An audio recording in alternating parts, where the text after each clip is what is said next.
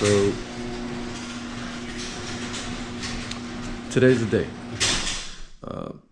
Finally get to drop the motor in. So pretty excited, but before we do that, I need to raise the rear just so that I can get a better angle, lower the front end, make it easier for me to drop in the motor, easier on my back as well. Also gonna allow me to be able to jack up the transmission, because right now the transmission is resting on the subframe.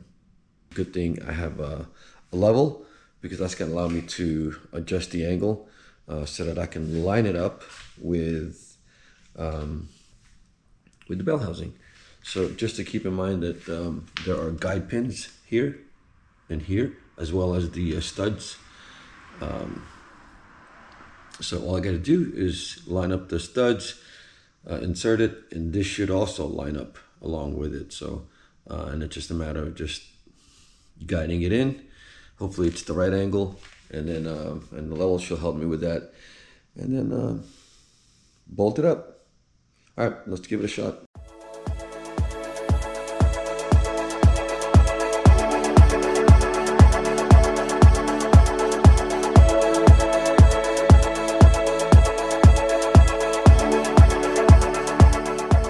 So a couple of things. I got the car jacked up. I had to use the scissor jack because I couldn't use my floor jack to jack up the transmission. And what I did was I used one of the rubber pads that I had in the Evo trunk that provided cushion for the spare tire. I kept them, and these are like hard rubber because I had to use a scissor jack on the transmission pan. So I wanted to evenly distribute the weight and not dent it. I do have to lube up the shafts. So I need to go to the nearest auto store because I thought I had the grease that I needed, but I don't. So I have to make a quick run for that. And also, I'm looking at this. I'm starting to get a little concerned because I put on the cooling mod, that guy right there, before dropping in the motor. And I'm kind of concerned that it's probably going to get in the way of the steering linkage right there. So I don't know if, well, see, I cut it as short as I can so that it doesn't kink, as you guys saw in my previous video, so that this is nice and clean, because the further I bring this in, the more it kinks and the less space I've got here. Then this T starts to butt up against the pipe. So hopefully when I drop this thing in, that it's not going to get in the way, or at the very least my orientation is right, so that it kind of clears. A little bit of cleaning in this area that I still need to do before I drop the motor also, because those are areas I'm not going to be able to reach later. And as far as these hoses, yeah, they are going to be replaced. They look like crap. So I'm assuming there was at one time or another coolant got in it or something, but on it, I should say, not in it. Okay, so let's get to the automotive store, get the grease. Okay, we are back. I got the stuff that I need. Also picked up some oil change stuff for the Evo. She is going to need an oil change fairly soon, so I figured I might as well pick up the stuff. So okay, I picked up the amount of grease that I needed. Oh, and it wouldn't be a good start of the day if I didn't have my iced coffee. The trusty iced coffee. Okay, issue right off the bat, which I didn't really consider, which I should have.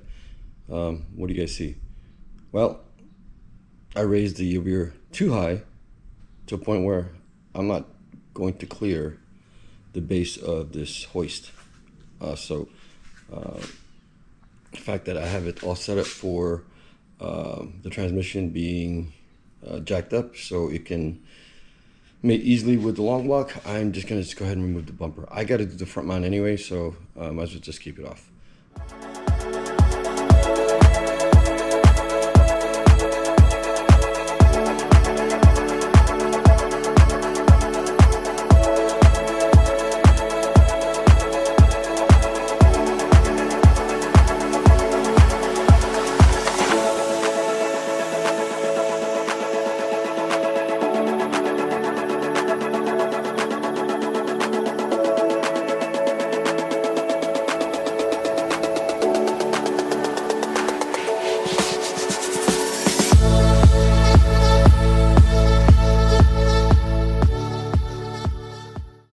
guys saw, I put in the motor mounts before I drop it in. One thing I did notice is that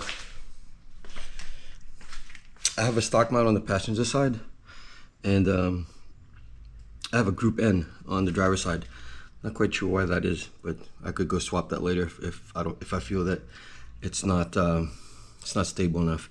I have this on a bunch of blue tape because I got this shield right here that needs to go between the subframe and the mount, and that just, it's no ways for it to be held, so I just use blue tape. I know, it's just jerry rigging it. Oh, and one thing I just realized is I don't have the shield that should be going here, and so I found it, and what I'm going to do is I'm going to clean that up, install it before I go and pursue the engine drop. So let me get this thing cleaned up and installed. It's this piece right here. So definitely something was up with that motor, was leaking a great deal, because this is caked with oil. So I screwed up. Supposed to put the bearing first before you put this in there, because you're not going to be able to slide down that fork. So let me move this guy out of the way, and just put that guy down there, and then grab the bearing and just slide it right on down, and then put the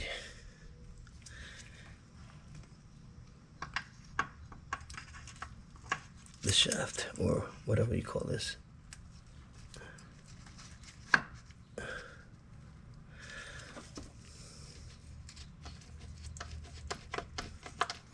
Now I just gotta put the let me get this bolt out of the way. That helped me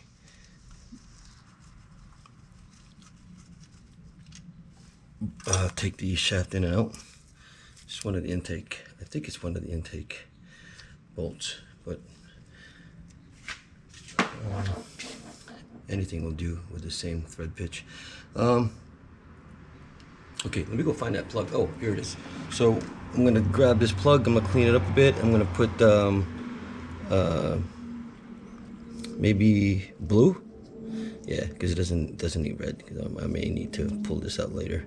Hopefully not. Hopefully this should just all be good for the next 200,000 miles. But let me go clean this up and put it back in. Basically, this is what keeps the shaft from coming out, holds it in place, and plugs up that hole.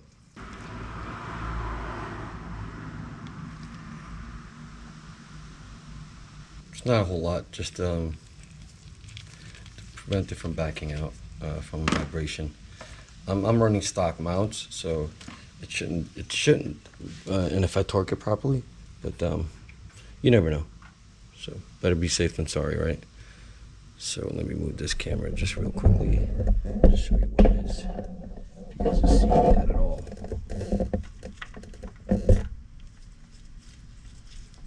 And I also got the shield on. So I am gonna go to the hardware store, because when I started to clean this, didn't realize, because of all the gunk, this has I guess rubber shielding, if that's the right word. Basically, it's to prevent it from clanging against another piece of metal, I guess, to absorb the impact and not make too much noise metal to metal. So I'm gonna try to see if I can find something at the hardware store where I can replace this. If not, well, I am running stock mounts, like I said, so this shouldn't have too much vibration, but you know, I'd hate to hear something and think that it's something else. So I'm gonna go ahead and see if I can replace these. If not, I'm just gonna go send it. Okay, I am back from the shop and grabbed the lunch for the kiddos. I'm just gonna show you real quickly what I'm gonna use actually picked up this hose cutter because I know that I'm going to be doing a lot of cutting, and I've never had this tool. I've always been using a utility knife and it's never come out even and straight. So this should fix my OCD on that. And this is what I'm going to use. Basically, it's a rubber foam self-stick weather seal. It says here, ideal for automotive and marine use. So I'm going to think that this is okay with heat. Okay, it's crude, but it should work.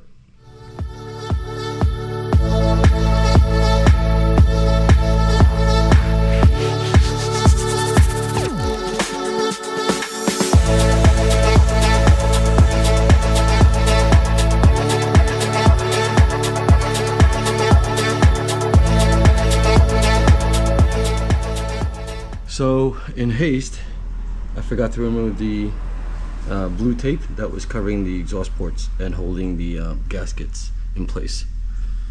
Yeah.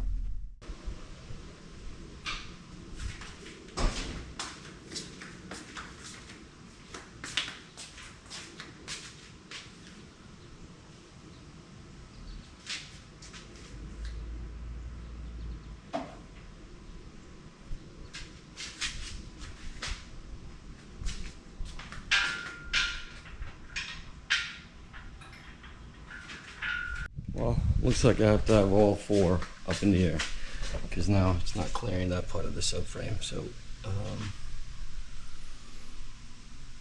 yeah. So I got to jack up the front.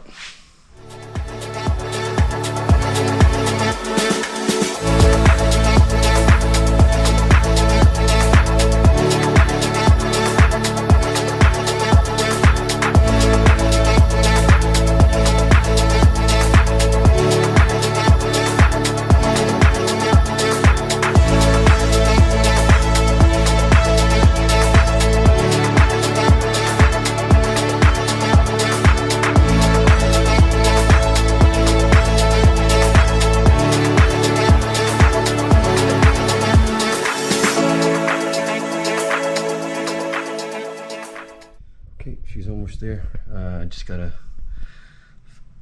kind of play around with the main crank just to make sure that the spline lines up. The studs are in. Just gotta make sure that the guides, these guys right here, fall in line as well. So I pretty much got the angle.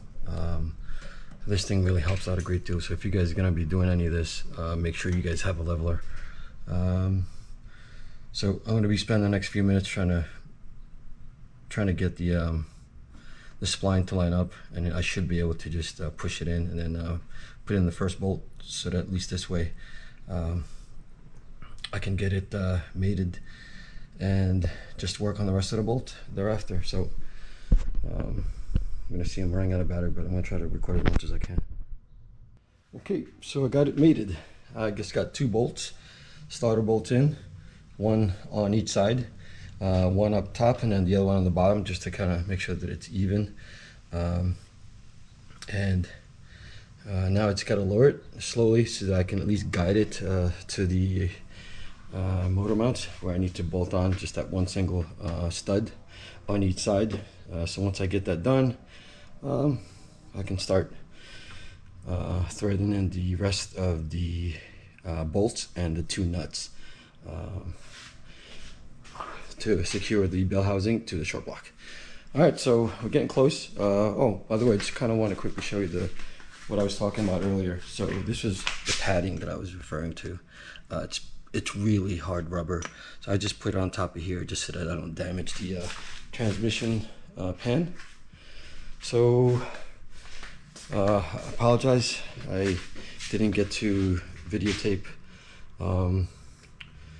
me doing all of that, but I just kind of got wrapped up into it, and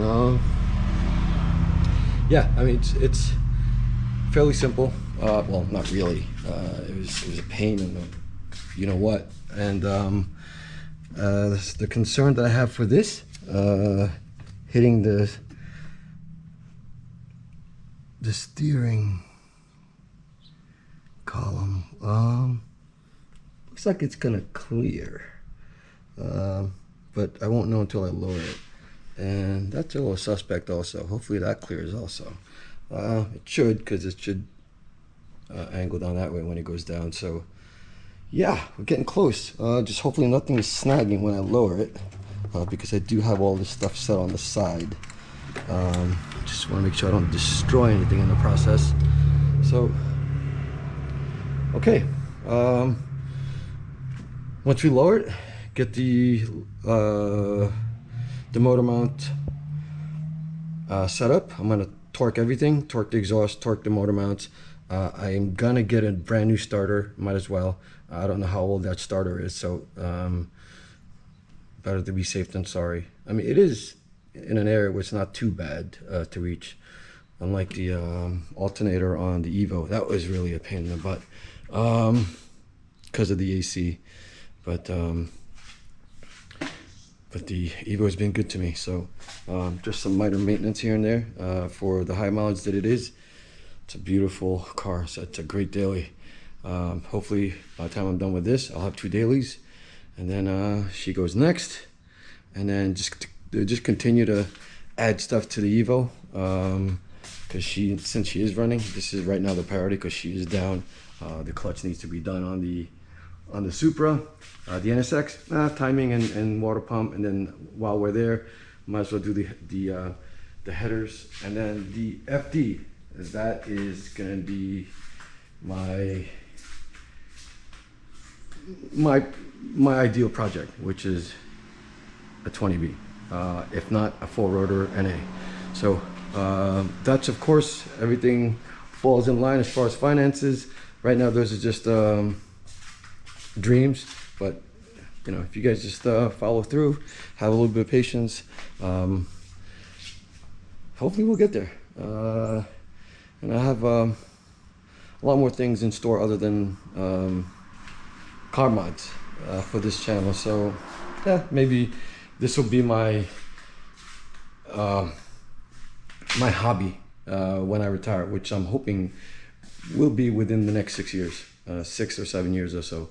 But anyway, all right, let's continue.